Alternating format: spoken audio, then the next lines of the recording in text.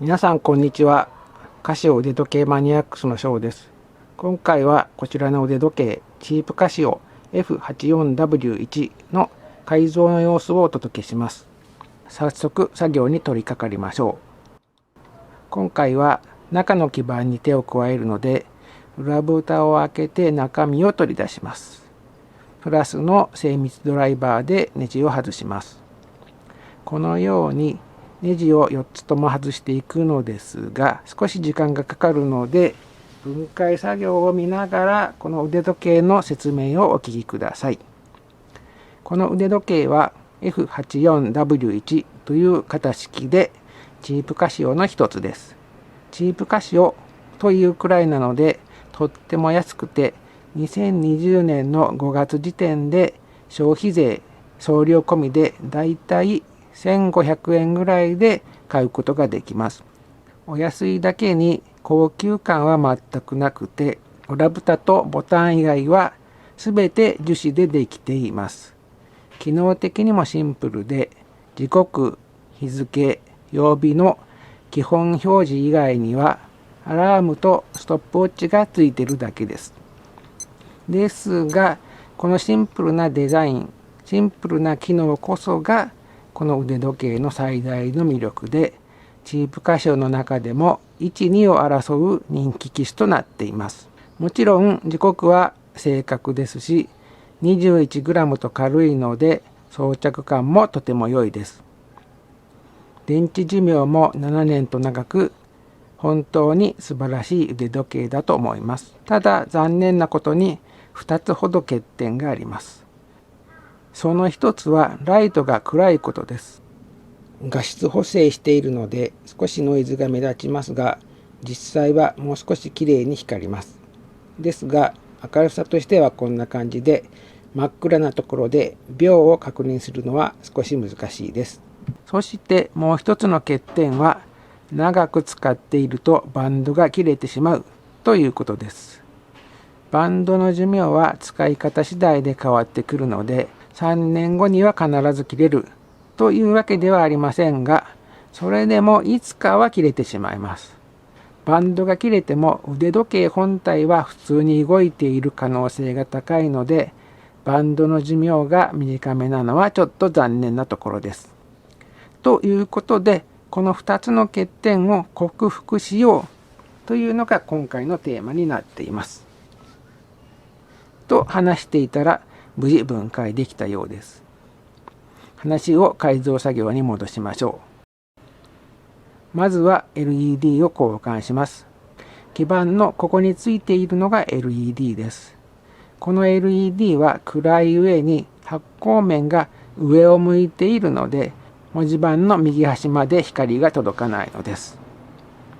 これを明るい LED に交換して、なおかつ発光面を横向きにして文字盤を直接照らすようにします。そうすると真っ暗なところでも時刻がはっきり確認できるというわけです。ハンダゴテでハンダを溶かして LED を外します。ハンダゴテは温度が高めのものを使った方が外しやすいです。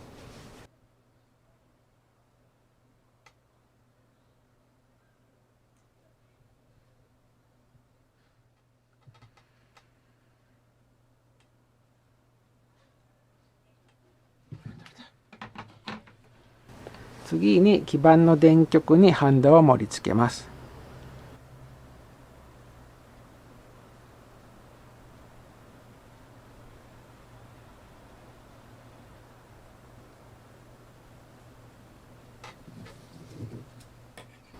そしてボンドで LED を基板に固定します。LED の底に緑色の三角マークが書いてあるので、この三角が右向きになるように固定します。そして盛り付けたハンダをハンダゴテで溶かして LED の電極に運び込んでやると、ハンダが LED に吸い付くように貼り付きます。LED は熱に弱いので、温度が低めのハンダゴテを使用することをお勧めします。そしてライトをつけるとこの通り、元のライトよりも劇的に明るくなりました。カメラが補正しているのでちょっと眩しいぐらいに映ってますが、肉眼で見るとちょうどいい明るさになってます。このままでも十分実用的でかっこよくなりましたが、もう一工夫してさらにかっこよくしてみましょう。そのためには液晶パネルも分解します。そしてこの反射板の裏にテープのりを塗りつけます。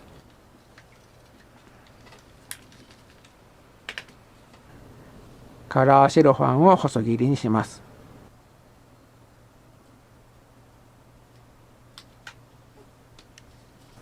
細切りにしたカラーセロファンを反射板に貼り付けます。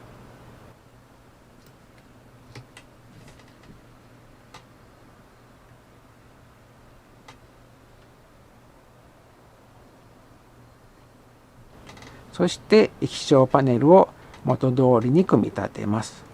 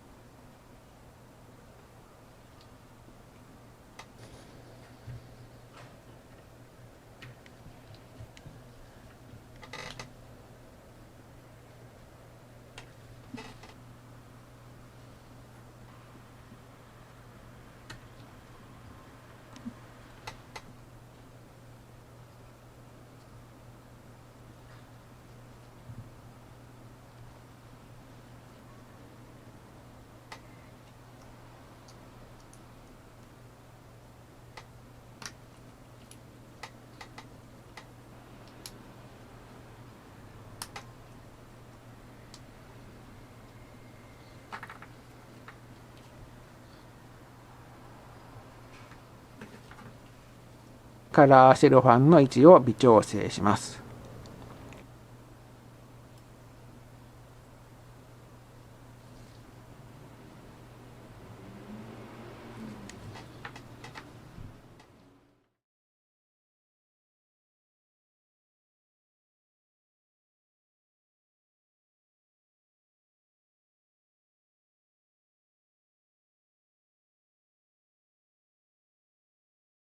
映像ではよくわかりませんが、実物はピンクと乳白色のグラデーションが綺麗で、柔らかくて温かみのあるライティングになっています。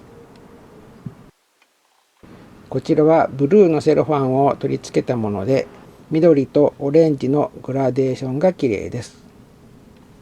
続いてもう一つの改造に取り掛かりましょう。この金属バンドを取り付けます。ケースの横の穴に千枚同士などを突き刺してバンドを固定している金属棒を押し出します。